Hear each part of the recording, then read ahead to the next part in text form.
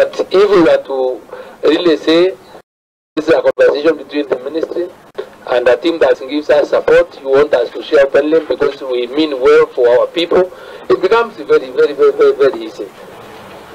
You know, and ask for indulgence for tomorrow. But for Wednesday, yeah, for Wednesday. So that because I was out of the country for the whole of last week.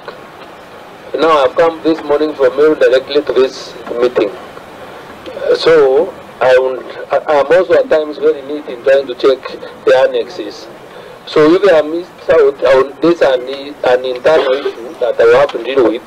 But please, I would beg to be given time to supply you with the necessary material that is not what is alleged to be annexed, which is not, because there is nothing, Chairman, to hide. If there is any, a very honest and very straightforward person when it comes to issues of public interest, and I am ready to give information without really even being forced to, but because the responsibility of ensuring that we have enough food in the country rests on the President and I as the person running that docket, and you, because you are also representatives of the people, and when there is no food, you really have to work out ways of trying to support our people. So our engagement on how we can do it better, I am ready.